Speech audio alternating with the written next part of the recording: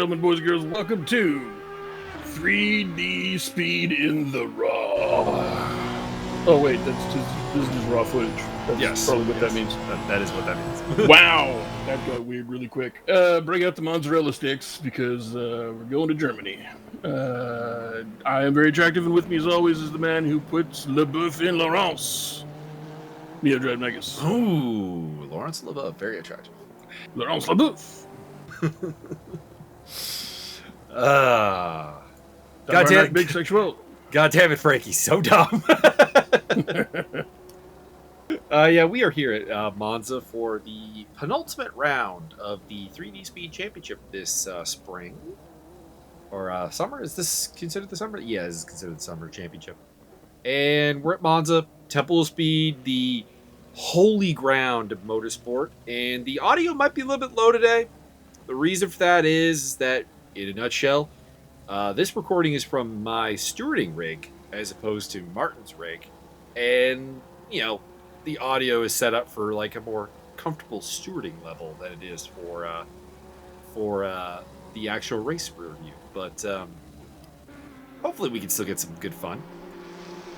And we got 11 cars on the track today. Max Simmons looking at pole position. Zach Martin, Marcel Letelier, Dan French, Paul Riccobeni, Oscar Tan, Michael Magnus, Anthony Willis, who's coming across the line right now for what is... I guess he'll have one more lap. He's in 8th place right now. Sobolski, Hutchison, and Costantini rounding off the field right now. So you still got Martin out there, Riccobeni, Magus, and Willis trying to improve on their times. And we'll see if they can. Championship-wise, Max Simmons, of course, has dominated the field here with 4 wins in 5 races. He is pretty much the champion. Marcel Letelier, who won last time out at Imola, is in 2nd place, followed by Aaron Alexander, who is absent today. Dan French and Paul Riccobeni rounding off the top 5. The team's championship is still up for grabs between Overclock Racing HPD. I don't know what the HPD stands for. Maybe the crew can let us in on that.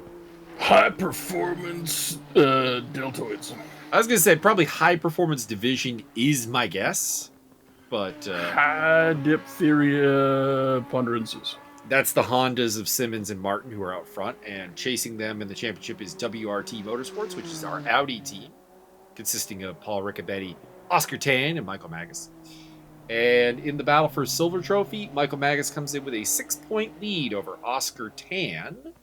Wayne Hutchison is still alive, as well as Jeremy Reeder in the championship, although with Reeder being absent today, he was having a lot of technical issues at Imola, so I imagine that probably explains his absence. That championship probably becoming a 3-way fight. And the bronze championship is mathematically already been claimed by Mark Sobolski, who's been absolutely dominant this season. So congratulations to him, tip of the hat. Zach Martin and Anthony Willis are still out there trying to improve on their times, but everybody else is in the pit lane and has done the best they're going to do in this session. In fact, so is Willis, although... So it'll be Zach Martin will be the last man. You think you can get pole, Byron? Or is Max Simmons depends on how good he is at dancing. Well, we're about to find out. The Overclock Racing car is coming to the finish line against teammate Max Simmons. Can he take the pole? Yes, he can! By 12 thousandths of a second. Wow. Dang. That's tight. Marcel Letelier and Dan French will be on row 2, followed by Riccobeni and Tan, Magus and Willis, Sobolski and Hutchison, and Costantini. So just 11 guys in the field today. Small grid. This series has had largely a pretty small grid. Not a lot of interest right now, possibly due to the fact that there is currently in ESR a Monday and a Wednesday series. And I wonder if people are a little bit hesitant to commit to both. Commit to everything. Show up for nothing. Claim it was Man Bear Pig. I wouldn't say burnt out because very few people were doing both. So I think a lot of people were more worried about the burnt out than actually were burnt out. So we do have that going on. Top silver car is the 6th place Audi with the McDonald's sponsorship of Oscar Tan. And the top bronze car is Anthony Willis, which is the gold-colored Nissan GTR. Back there in 8th place.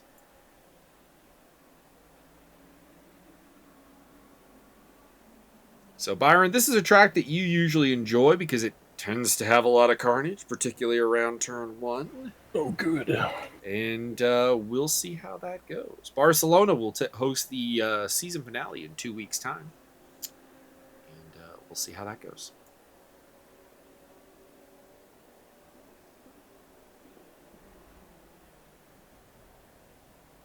As we're waiting for the signal to, gentlemen, start your engines. Commence your transportation hardware. Well, technically, people already have their engines started right now. They're just not able to go anywhere. But what if everybody was stuck in reverse by accident? That would be an interesting call.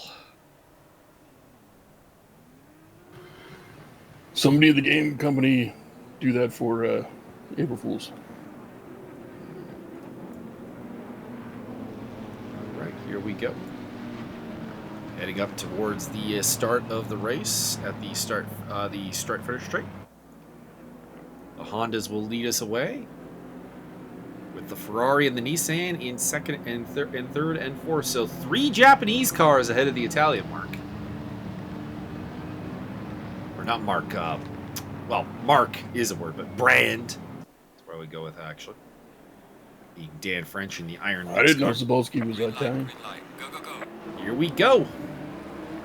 They fan out as they make their way to Variante Primera. Paul Riccobene on the inside of Marcel Letelier there, 3 wide. Willis, Sabalski, and Magus also forming through. Oh, contact! Riccobene, French getting caught up in that. Whoa! Marcelo Letelier's wild ride. Ride never ends. Nissan in the wall there. That's going to open up the door for everybody who didn't get caught up in that, and the Hondas should get away. Riccobene is not moving yet. The Audi is still stationary. So it is Zach Martin leading from Max Simmons, Oscar Tan, Michael Magus, Anthony Willis, Mark Sabalski, Connor Costantini actually losing a spot there. Dan French. Oh, Dan French's car is off at Variante del Roggia. French got mistranslated. Yeah, oh, he's out of it. I was going to say, I was wondering how beat up his car was because he got whacked by Marcel Letelier on the front quarter. And that's never great. That's never a great one. Zach Martin has actually gotten out ahead of teammate Max Simmons. And then it is the Audi Tucson from behind them. Then it is Sabalski in the Lexus and the Nissan of Anthony Willis.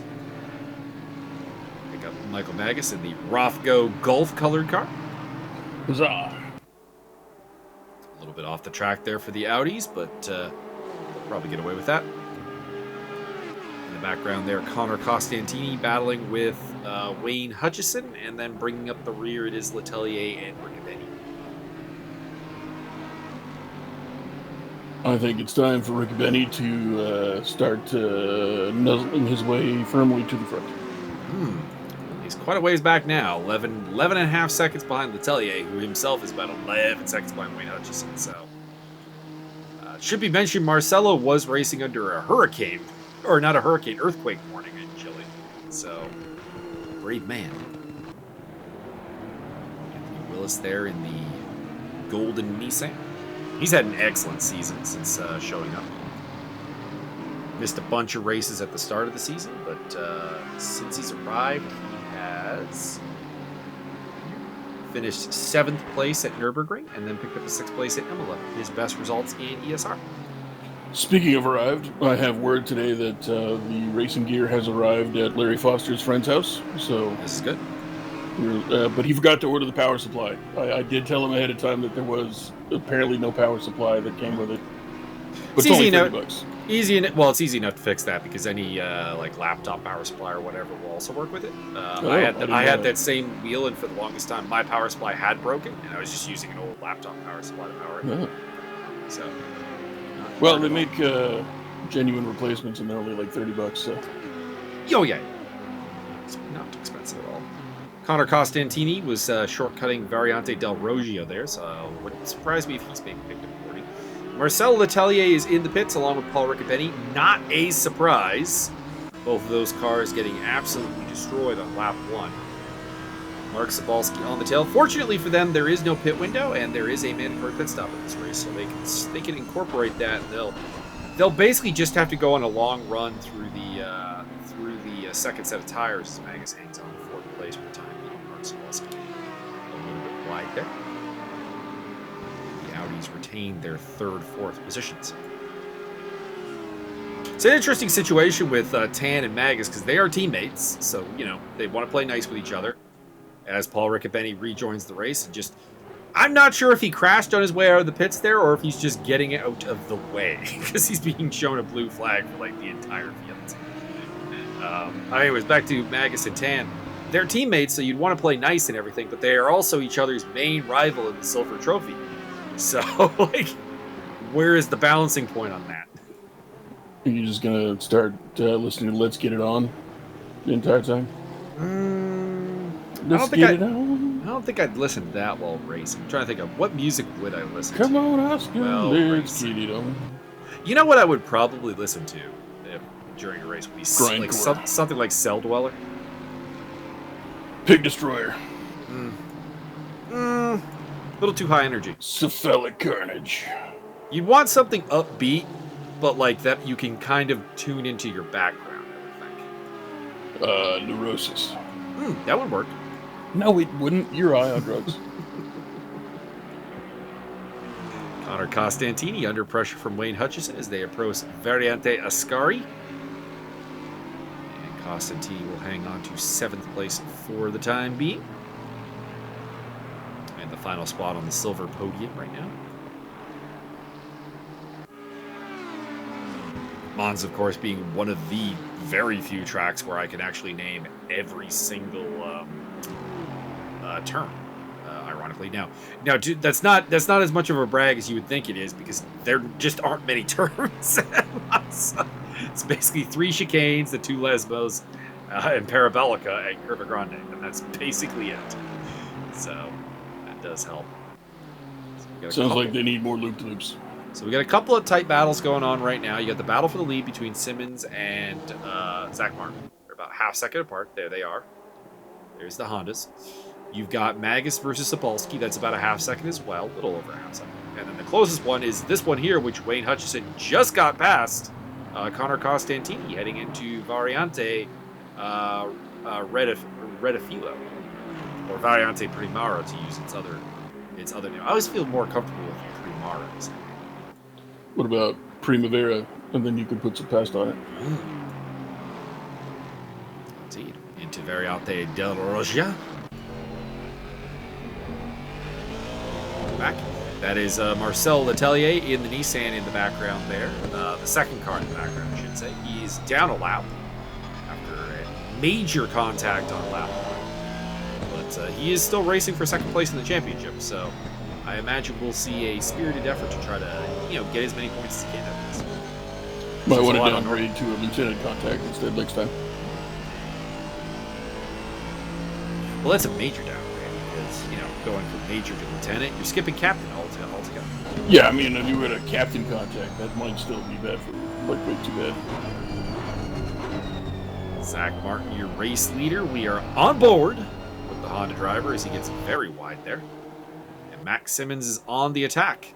Interesting thing here is, does Simmons play the nice teammate role and let Martin take the win because he needs the win more and Simmons doesn't really need it, but they're going side by side into Variante Primara. This could be interesting if there aren't team orders in play. Situation. And little rub there. Simmons keeps the lead. Simmons in the green highlighted car, whereas Martin is in the blue highlighted, very pale blue highlights. Periwinkle blue bus. I believe that actually is probably periwinkle blue. Probably. If my understanding of periwinkle blue is correct, that's pretty close.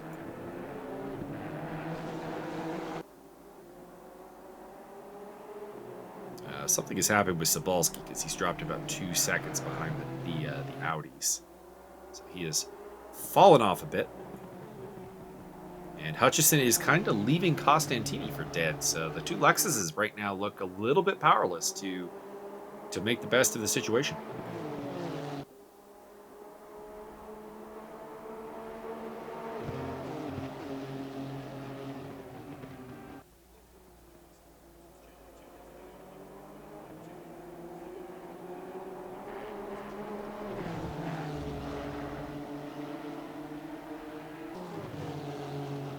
Honda's still leading on a track that you wouldn't really think the Hondas would be particularly strong at, because of course Monza, all about that straight line speed, low downforce track, and the Hondas are not really known as straight line cars. Well, you just put the underlighting underneath your Civic and it gives an extra like 15 horsepower, so it's easy. This is the logic that a lot of people apply, that is for sure. And you take a sharp rock and put a couple holes in the muffler, and you get another at least 5 horsepower. There's a dude, I'll finish this story when we sort this out, is Zach Martin looking for the inside move here into Primara again, but does not get there. There's a guy, not in my neighborhood, but in the neighborhood like 1 north, basically, that I walk through a fair bit, and he's got a noisemaker on his Honda Civic that makes it sound like a Ford Mustang. What? Why? I want to go up to him at some point and just be like, you know that noisemaker doesn't change the fact that you were driving a Honda, sir. Correct. So Connor Costantini shortcuts the chicane, but he slaloms properly by the looks of it. Takes advantage of it. That, of course, is being actually policed by the steward for this race, because Monza, one of those weird tracks where like we actually demand you follow, the white lines. Actually, white lines don't do it. Actually, don't exclude. Oh, Connor Costantini off in the background. It's Marcelo Latali. Now, Wayne Hutchison has an interesting dilemma right now, because Marcelo is faster than him. He's down a lap, but it's only going to cost him time to kind of like treat this as a battle for position. He may be better served just letting him through. But at the same time, of course, he is 7th place. So if Marcelo is free to try to go at his own pace, he might actually be able to catch Wayne. You never know. It's hard to say with 30 minutes to go in the race. But Marcelo is known as a hot hand in that Nissan. He is a Nissan specialist. Well, that's all well and good, but the Wayne in Spain goes mainly across the finish line. At some point, I need to introduce him to Rochelle Guerin and have them form a Nissan team. She really likes the Nissan GTR. Team Wannabe Datsun. It is her spirit animal car. Nissans are pretty cool.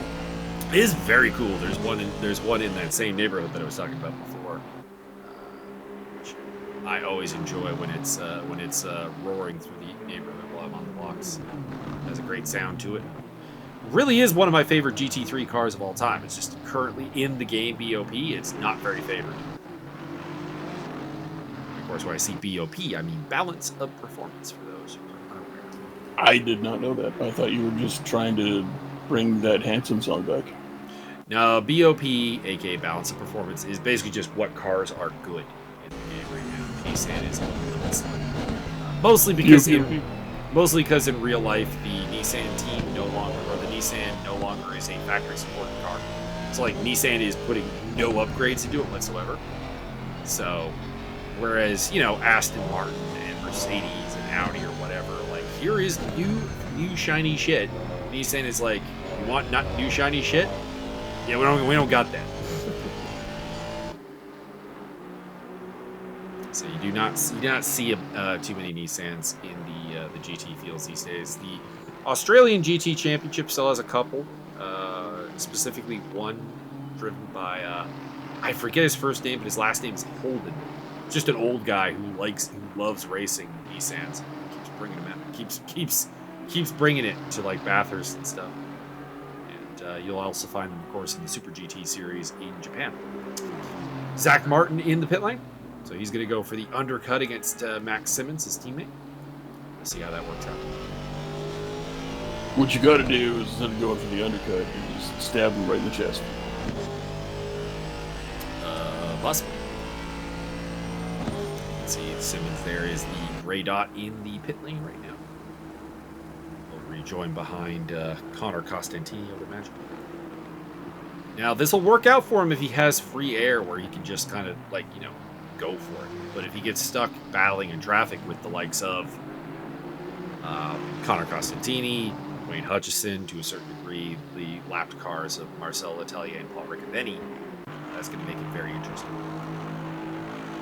So Oscar Tan up to second place, Michael Magus to third, Cebulski and Willis now your top 5. So that is because of Zach's early pit stop. The earliest pit stop there ever was.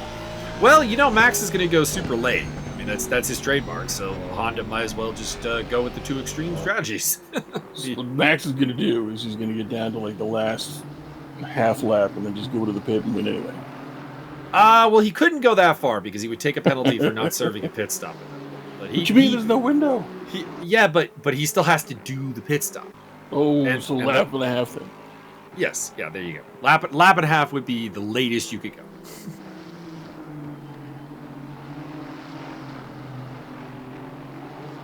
The problem with the pit stop here is that a lot of the pits, so the start finish line is very, very.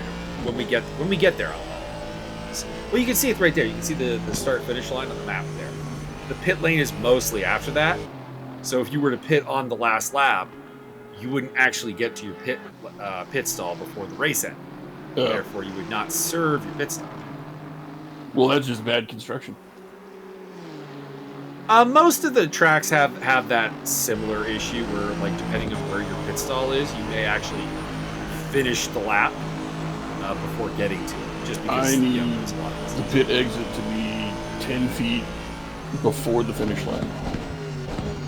So you can go do a pit and then come out of there and then finish. Because that would be like the ultimate in show-off bullshit nonsense. Is like, yeah, I'm so far ahead, I decided to pit at the end of the race. There was, of course, an incredibly weird moment, and I forget if this is 1994 or 1995, but one of them. One of the years Michael Schumacher won the title for Benetton in Formula 1, where he got a penalty at Silverstone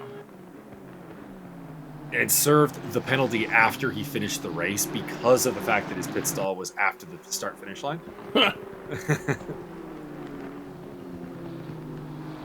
I forget what the rationale for letting him keep his win on that day was. There was some cock-up by the stewards, by the race officials. No, at the time, I don't think it was money because he was racing for Benetton, and Benetton didn't have money. Like, there's a reason that team went very downhill after Schumacher left. They won 2 titles in 94 and 95, and then they had a good 96 and 97 season, but then when Renault pulled out at the end of 97 as an engine supplier, Benetton pretty much went really downhill because essentially they spent 98, 99, and 2000 running that same Renault engine with no upgrades over that time period. Where it's just like, well, we still have these. I believe the kids would say oof on that one. Yeah, so they kind of just got worse and worse each season until they eventually ceased to exist at the end of 2000. They were ironically bought by Renault when Renault decided, hey, we want to come back to Formula 1. We'll just buy you. And then they got Frankie JJ to drive for him. Well, they got the legendary Fernando Alonso. Oh my god, that guy sounds definitely Swedish. Many people would claim that Fernando Alonso may be the best driver in F1 history. There's a solid argument for it, to be honest. Even better than Dale Earnhardt? Well, Dale Earnhardt never raced in F1. So. That's what you think. He actually wore a disguise and called himself Michael Schumacher. It's been a long time since America's had a long-standing F1 driver. They had Alexander Rossi on the grid for like a couple of races back in, I want to say it was 2016, and then before that they had, of course, the man born to race cars, Scott Speed, on the grid for a hot second. And then you have to go back to like 1993 when Michael Andretti had a one-year Formula One journey, which did not go terribly well. But the one thing America has done very well is win that baseball World Series almost every single year. Mm-hmm. All but 2 years. It's amazing. They're so consistent. Although, I want the Major League Baseball people to play the Japanese winner of their championship. And then the winner of that gets to play the Koreans, because the Koreans get to bring a sword with them. Nope. Anthony Willis letting Marcel Letelier through, kind of realizing that probably losing time more to have him on your backside. That kind of worry of what he's going to do back there, just let him through and let him continue his race.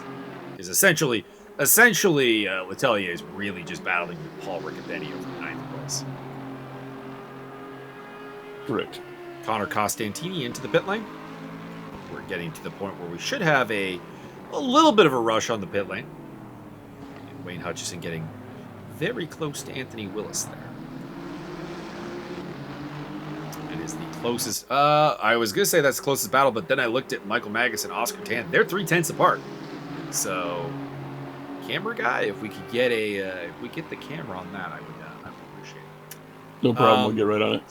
Someone did ask if there was a way to make the camera better, because someone asked on one of the Monday videos. I saw a comment on YouTube asking, like, could it be better? And I'm like, the problem is to be better, you would have to have someone taking manual control. And that means that you would have someone dedicating the time of the race to not racing and running the camera instead. And I've tried it, and you would probably still miss a ton, because it's still a lot of data to keep the camera on all of the action going on. Yeah, the only really good way to do it would be you'd have to have some sort of AI logic, and it would take a lot of work. Yeah, there is an AI logic that is dictating what we're seeing right now, but it's, like anything, it's limited. Yeah, it would have to be like, I don't know, a quarter the size of the game of just the camera logic. So like, let's not stick with the whole one guy for a long time. Maybe let's stick with something that these guys are really close. So maybe we go here, but maybe we bounce back and forth between two different tight races. And then, but when do you do that?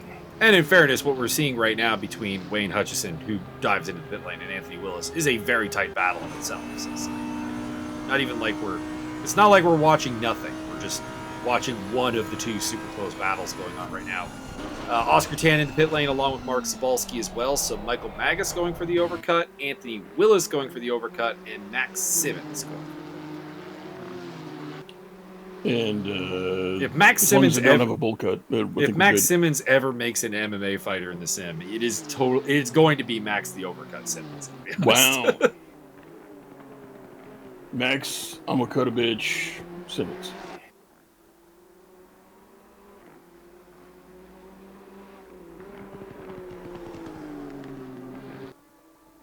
So we'll see how the pit stops shake out. Who's going to make the pit stops work for them? Who's not going to make the pit stops work for them? We're going to find out.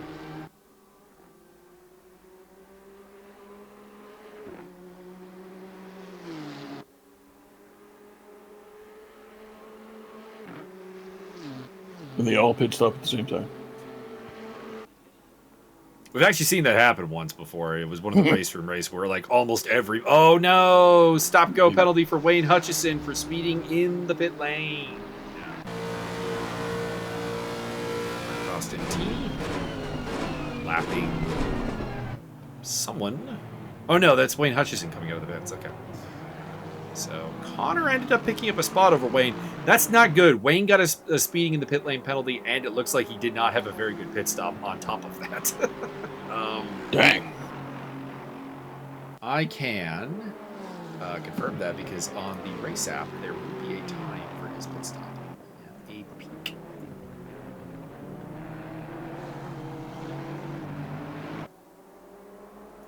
Yeah, no, not particularly good. Wayne had one of the slowest pit stops. Not the slowest. That honor goes to Marcel Letelier and Paul Riccobetti, who I imagine had a lot of damage to repair, as Connor Costantini has a rough ride off of Lesmo 1. Rejoins for Lesmo 2. Should he be playing the Rough Riders anthem? He should be. Wayne Hutchison moving back into 7th place, but of course he has a penalty reserve. Anthony Willis is in the pit lane. We'll see where he comes out in relation to Costantini and Hutchison, which is the two drivers he was battling with. Oh boy! Connor, you have problems. Wipes out at Variante Ascari there. Gets it going. Connor joined the race quite late. There he is, Michael Magus. Choo-choo coming through. And Max Simmons in the pit lane. If Magus stays out, he may get to lead a lap. You lead all the laps. You probably tell people, if you did or not. But I want it, I suppose. Ooh, mystery. I want that intrigue. This mysterious. All right, that's the end of the episode. Tune in again next week. We'll tell you. And Magus is in the pit. Wow. Yeah, we have our answer. If you watch my onboard, which will be published this evening, actually, you'll hear me go, I'm going to apply my standard logic here, which is you don't stay out after Max Simmons wins. Good safe bet. It's a solid pick.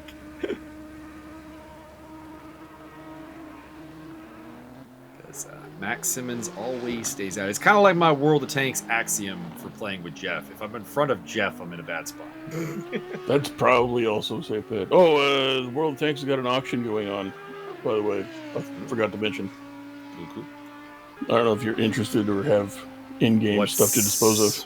What's up? It's another one of those, you'll find out once a day. They're doing open and closed stuff, so you'll know some of these are like, you don't know how many are available, you don't know how much the things are, that kind of thing. I got you. Then the other one will be, they'll just tell you everything, like what's the minimum bid going on right now. I got you. I don't know. The only thing I really want that I don't have would be the mutant. But yeah. I don't think that's ever. It's on sale a lot, so probably they will put it up. Okay. But everything else I pretty much have. That makes sense. As we have a look at Paul Riccobeni running in 10th place. Should get you one of them 183s. They're pretty snazzy.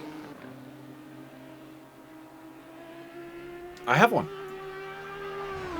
You got an FV183? Yeah, I got the Death Star. When did that happen? I don't remember, but I do have it. Fair enough. Oh, it might have been one of the Christmas things. Might have been. I think so. I never played it, but it is there. It's fun. You just hurt people really bad, and they go, "What the fuck?" Or they would if Allchat was still in that thing. Mark Sabalski on the tail of Oscar Tan, battling for 4th place. So Mike Magus managed to jump Tan in pit sequence. Looks like Sabalski at some point was ahead of Tan because he's shown in 4th place, but he's in 5th. So Oscar Tan not working the pit strategy necessarily to the optimum level. Still running in 4th place, very solid run. Would that be his best result of the season? I believe he did have a double victory in at least 3 races. Would be. He's coming off 5th places at Nürburgring and Imola, which are his best results of the season.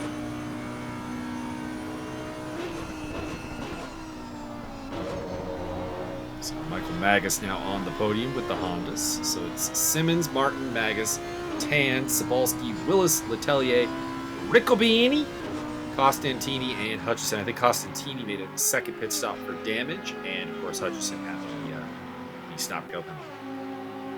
Good old Paulito Ricardo Bungalow. Oscar Tan in the proud McDonald's livery. I'm getting the diabetes just looking at it. Getting the diabetes. Diabetes. I'll take a number 33 with extra diabetes. Take 2 number 4s, a number 9, and a Diet Coke. I did have McDonald's the other day, but it was because I had a pound via the app. That Very was nice. Actually fairly decent. Quarter pounder, fries, and a drink for $7. And 32 gallons of iced tea. Essentially, the only way McDonald's gets me to buy stuff is I have their app, and if they give me a good coupon, I will go to McDonald's. Sounds good. They did like 2. I can't remember, it was like 2 for 1 or 1 Buy one, get one. No, it was like 2 sausage and eggers for like $5 or something. Oh, they have a 2-for-1 on my app right now. For you get a McDouble and a poutine for $5, but I don't care if they're poutines. Every now and again. I do not feel good after eating them. That's fair. I do appreciate that they use at least an onion-based gravy and not absolute bullshit. Or at least they use a lot of onion powder in it to make me fooled into thinking that. I don't know. I appreciate the effort. That's what I'm saying. I know. I appreciate the effort. It's just it don't feel good coming out the other direction. Wow. Maybe you should stop drinking non-stop 100% psyllium fiber. And every so often I'll get like a free McMuffin from the points I got. Muffin. Periodic expenses. Welcome to the Food Podcast, which we continually do on all of these races. I actually had steak en blanc today. Whoa. It was delicious. Wicked pepper steak. Saved up like all my room service budget for that. Very nice. Last time I had a pepper steak, they I don't know, encrusted the entire thing with whole peppercorns. I was like, what is happening here? I can't even eat this. I would definitely try. Oh, I did. I got like 3/4 of the way through it, and I was like, what is happening? My body's being transported. Magus continues to lead the battle here for 3rd place. These guys are separated by just 4 seconds, basically, from 3rd through to 5th. So could be anybody taking this home as we run down to the last quarter of this race.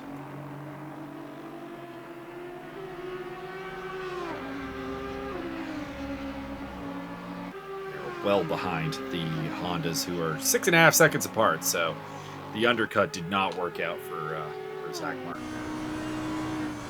Willis in a comfortable 6th place. Marcel Letelier comfortable in 7th. Really, it's just this battle for 3rd that's going on right now. Everyone else is pretty much sitting pretty. How pretty. Agus comes across the line with a 150.167. Just a little bit off his best time. Not sure what the other two did. I believe the fastest lap in this race was somewhere in the 148s. From your 2 Hondas out front. Fonda ain't got a motor in the back of her Honda. My Anaconda don't.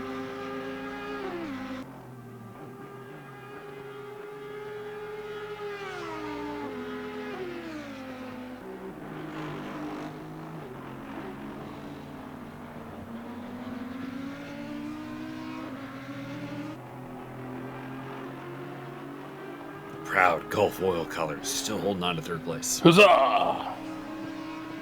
Carry on my wayward son. There'll be Gulf Oil when we are done.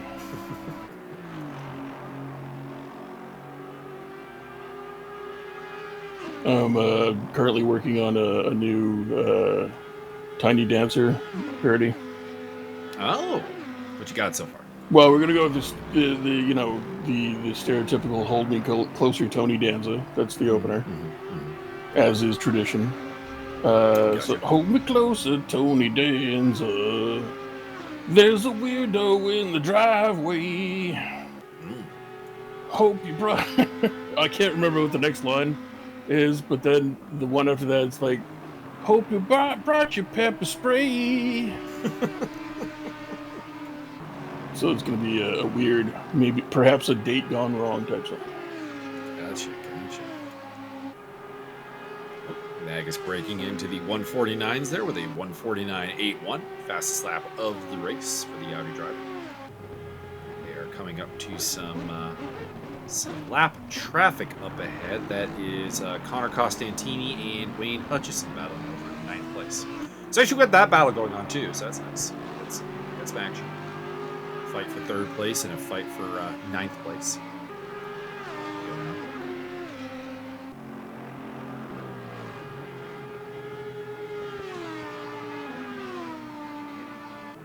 Willis is catching up to this group a little bit at a time. Cebulski being dropped by the two Audis. Yes, the eternal question, Willis or Wotus?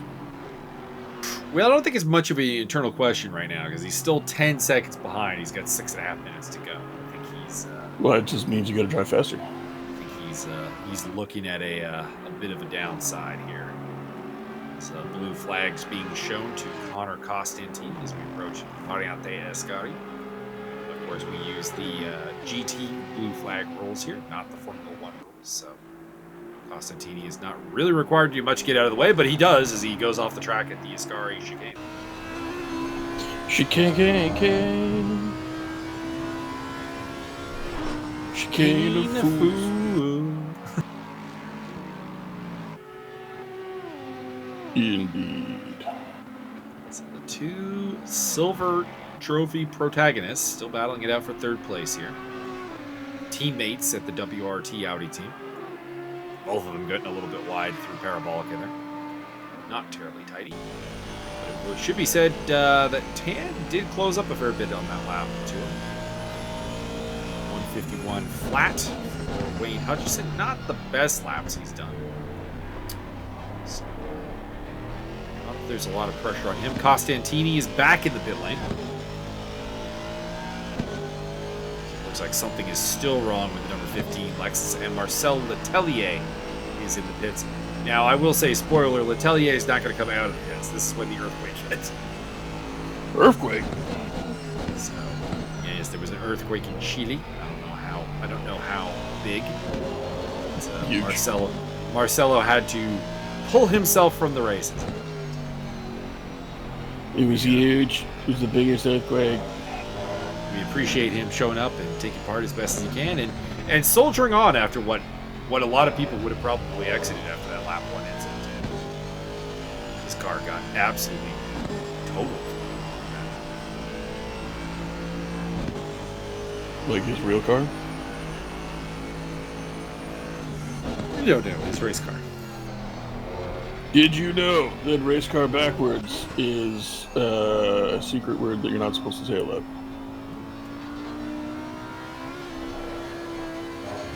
Ooh, Oscar Tan hits the curbs a little bit too hard, come out of Ascari. He ends up sideways. We'll see if Cebulski takes that position, and he does. Mark Cebulski up in 4th place. I believe that would be his best finish of the season, what has been a very, very good season for him. Get him, Seaballs. His previous best was 6th place at Zandvoort. Oh, you don't want to be 6th place coming in after a sandwich. This would be his first top 5 as his teammate Connor Costantini picks up a stop-go penalty for speeding in the pit lane. That's pretty disturbing because Connor, no offense, you're not racing anybody, so there's no need to be rushing out of the pits. You are pretty much going to take 9th place regardless.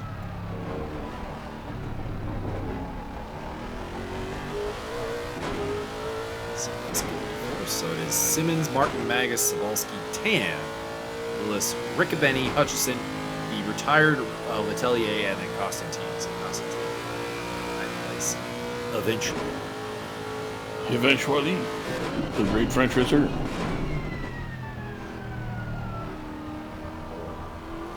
That is Connor Costantini off the road again. Dang. I don't know if you got your tires from Martin or something, but would not recommend buying them tires again. He's definitely having a rough day. Not his home race because he's not. He's Canadian. So, but that last name does suggest some Italian heritage.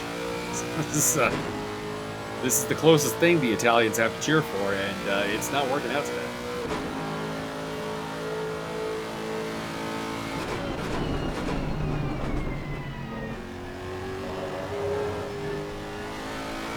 Cebulski through the Variante chicane, or the Variante Ascari, aka the Ascari chicane. Max Simmons back on top after a race to forget at Imola, where he still finished 3rd. I mean, that's the kind of season he's had where like the race to forget is a 3rd place finish. But back on top, looking for his 5th victory here, and and wrapping up the title well before the season finale at Barcelona.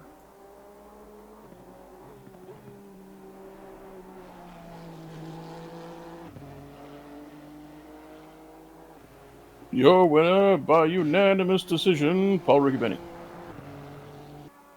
I'm trying to get my friend Unel to come join us for Barcelona at the final because he really likes Barcelona. Mostly because he is from Barcelona. But he lives in Canada now. That's a good choice. Lives in Winnipeg. That's a bad choice. Of all the Canada you could have selected, why? I do believe the company he worked for actually sent him to Winnipeg. So Oh, well, I guess you got to go. You got to do what you got to do. That's I think that really was the only part of the criteria, really. That is fair. I understand.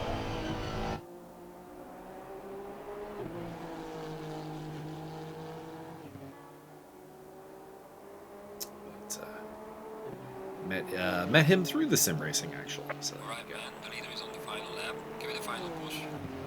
Did he put you on the wall? Nope. He was a co-driver of mine for an enduro race. Yeah. So possibly you put each other in the wall. He did give me a setup I found really difficult to drive that we ran. But, such things happen. Different people like different things out of the car. For example, I know that Paul Riccobene and I do not have similar setup needs.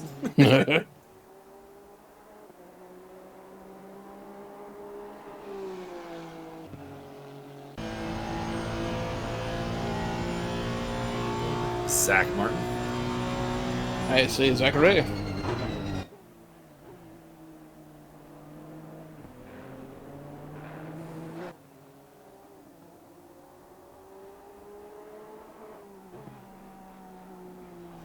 Paul takes my setups and goes like, "Your rear end is way too unstable." I'm like, "I have no problem with my rear end. Thank you very much." Giggity.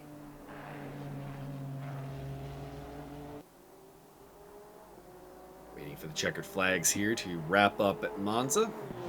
Really, any positions up for grabs. Everybody is pretty fairly spread out. Closest gap is Sobalski to Tan, which is a little over 4 seconds. A little under 4 seconds. Yeah. Through the Variante Ascari for the last time for Zach Martin. On the way to the Parabolica and the checkered flag. What was this about the Scutari? Ascari. This is like an AdMech race. Max Simmons is your winner here at Monza. He will lead home a Honda 1-2, I believe for the first time this season. Their best result previously was a 1-3 showing at Nürburgring. Zach Martin getting his second podium of the season. Green smoke out on the track.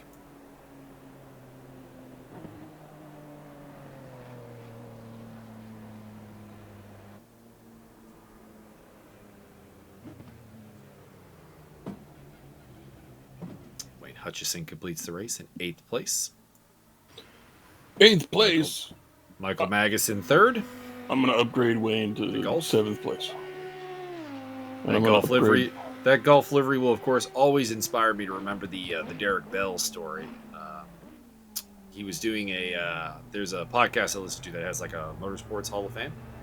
And they were doing engineers as... Oh, Mark Sobalski just completely destroys as does Oscar Tan. They completely destroy the styrofoam slalom. He was talking about, I forget what engineer, but he was talking about a Porsche engineer that he had that was going into the Hall of Fame.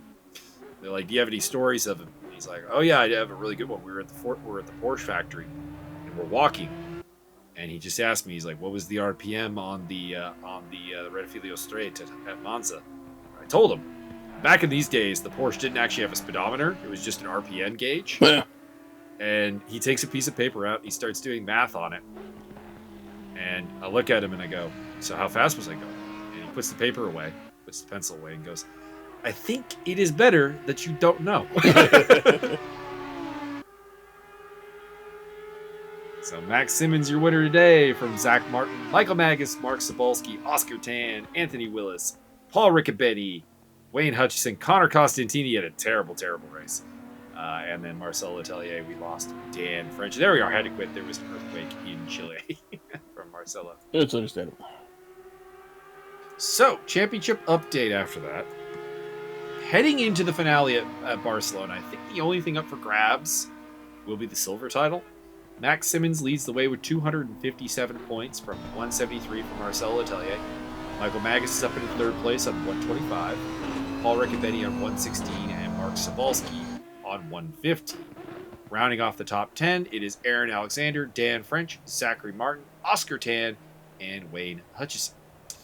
In the Teams Championship, Overclock Racing HPD extended their lead to 357 to 336 over WRT Motorsports. So mathematically, that championship is still up for grabs, but it is relatively unlikely that WRT can make up that gap in the one round. Lexus Past is in third place, and no one really challenging them there.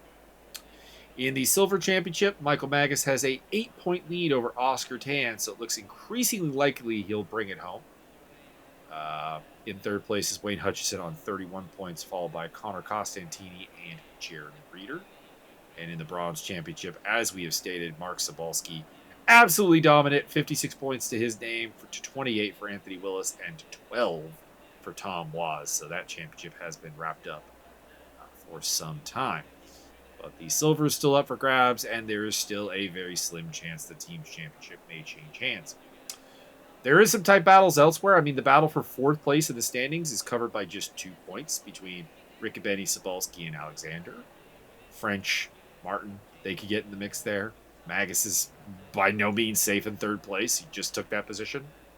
And there's some battles further back between the likes of Anthony Willis and Connor Costantini for 12th place. There's going to be some interesting stuff. So if you want to come out and help us out making the Barcelona finale a big race to remember, it is not too late to join the grid. And I'll turn it over here to Byron for his final thoughts. I am the very model of a modern Major General.